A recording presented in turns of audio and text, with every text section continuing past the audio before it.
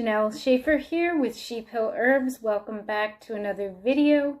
And as I promised a few videos back, I am showing you another technique for making a cup of tea.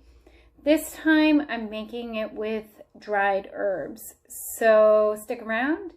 If you haven't subscribed already, please hit the subscribe button and also the bell notification so you know when my videos come up, which are pretty much daily or every 2 days. And also leave a comment and the like button because that will help this channel. Okay, so I have before me my pot with a lid, and I often make tea this way. I do have a tea kettle, but I like to steep my herbs with a lidded pot versus steeping in my cup. One reason is I can make more tea that way. And the other reason is I guess I just find it easier. So taking the lid off, I have 2 cups of water. Actually, it probably is 4 because it's 2 of these.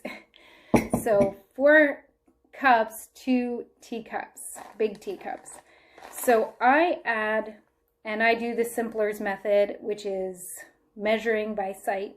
I add about a teaspoon per cup. So I'm going to do 4, and this is catnip.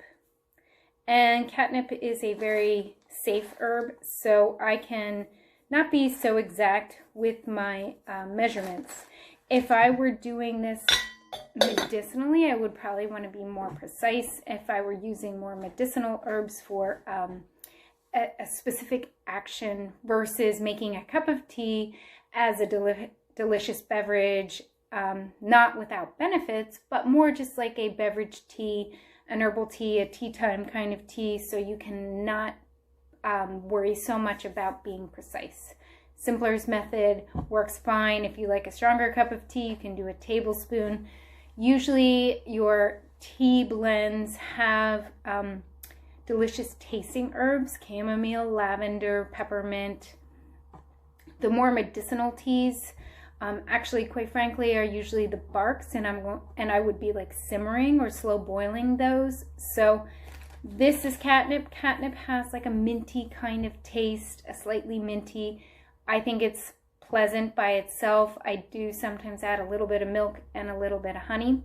So right now I've just covered my herb with the lid, and I'm just agitating a little bit.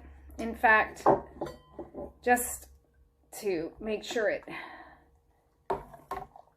is totally submerged, I'm just going to stir and then recover and let it sit for 5 minutes.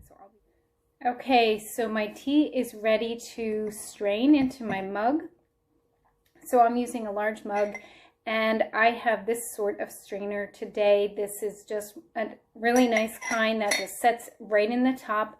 But I also have a number of other ones, tea balls, and then like handheld strainers that you can pour the water through. But this is my favorite because it just sits right in the top.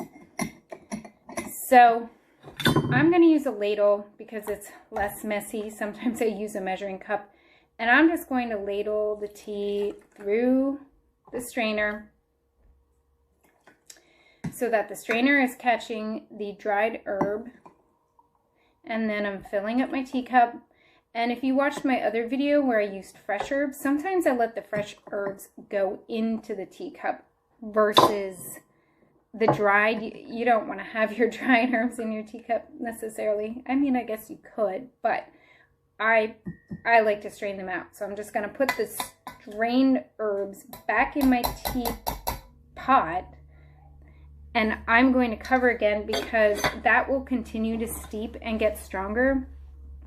So what happens is the first cup of tea that you make will have the least amount of strength. And the longer that you steep, the more properties get pulled out. The stronger your tea, the stronger the color, the darker the color, the more fragrant.